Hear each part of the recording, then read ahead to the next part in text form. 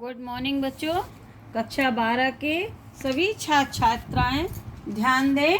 मैं आपकी विषय अध्यापिका श्रीमती मंजू गुप्ता आपको आपके हिंदी के काव्य खंड को पढ़ा रही थी,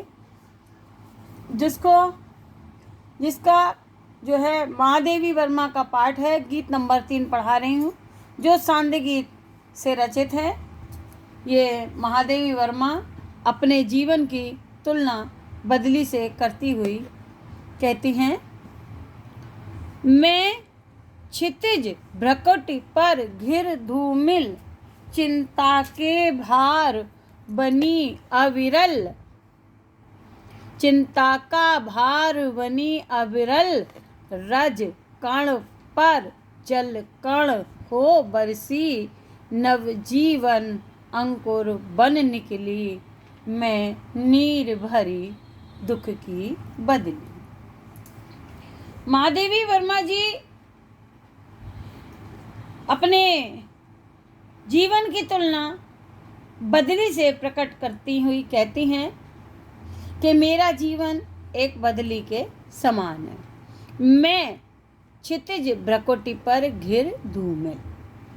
बदली के रूप में मैं पहले बदली के लिए संबोधित करती हुई कहती हैं, जिस प्रकार बदली क्षितिज रूपी भ्रकुटि माने भौएं, ठीक। क्षितिज किसे कहते हैं? जहां धरती और आकाश मिलते से प्रतीत होते हैं, मिलते कहीं नहीं है, जहां मिलते से प्रतीत होते हैं उसे क्षितिज कहते हैं। तो महादेवी वर्मा जी कहती हैं, जिस प्रकार बदली क्षितिज रूपी भ्रकुटि माने भौं पर धूमिल रूप से, धुंधले रूप से, धुंधले रूप से घिरकर जल के भार से चिंता का भार बनी अविरल। पहले बदली के रूप में कहती हैं, जल के भार से झुककर रज कण पर जल कण हो बरसी, नवजीवन अंकुर बन निकली, मैं नीर भरी दुख की बदली। रजकण माने धूल के कणों पर बरसकर धरती को नवजीवन प्रदान करती है और उसके द्वारा बरसाए गए जल के कारण धरती में पड़े हुए बीजों से अंकुर प्रकट होते हैं। ये बदली के रूप में कहती हैं। फिर से सुनिए, जिस प्रकार बदली क्षितिज रूपी भ्रकुटि पर धूमिल रूप से घिरकर जल के भार से झुककर धूल के कणों पर बरसकर धरती को नवजीवन प्रदान करती है और इसके द्वारा बरसाए हुए जल के कारण धरती में पड़े हुए बीजों से अंकुर फूट पड़ता है। अब अपने लिए कहती है, उसी प्रकार मैं भी अपने जीवन में निरंतर चिंता का भार लिए हुए, अब अपने लिए कहती हैं, रहती हूँ, भार लिए रहती हूँ और उस चिंता की अभिव्यक्ति मेरी भौएं कर देती हैं। मैं क्षितिज भ्रकुटि पर घिर धूमिल, चिंता के भार बनी अविरल। अविरल माने निरंतर। अब इसका देखिए, ये अंडरलाइन इसकी व्याख्या है।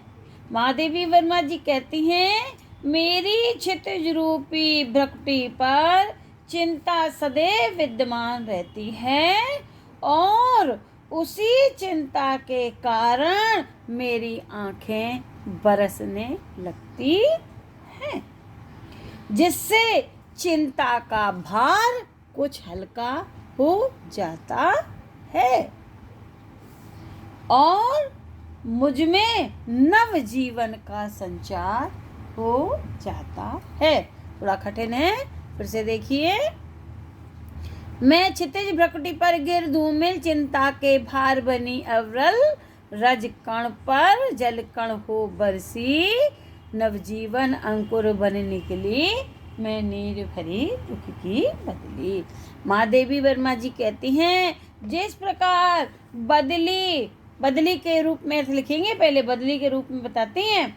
बदली क्षितिज रूपी भ्रकुटी पर धूमिल रूप से घिर करके, धूमिल माने धुंधली रूप से, दूर से बदली दिखती है, जल के भार से झुककर धूल के कणों पर, रज कण, रज माने धूल, धूल के कणों पर बरसकर धरती को नव जीवन प्रदान करती है, और उसके द्वारा बरसाए गए जल के कारण भूमि पर पड़े हुए बीजों में अंकुर फूट पड़ते हैं, नवजीवन अंकुर बन निकली।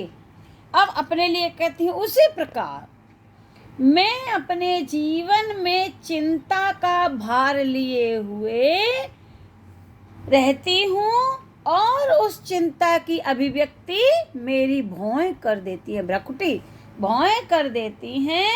मैं क्षितिज रूपी भ्रकुटी पर चिंता का भार लिए सदैव विद्यमान रहती हूँ, और उसी चिंता के कारण मेरी आंखें बरसने लगती हैं,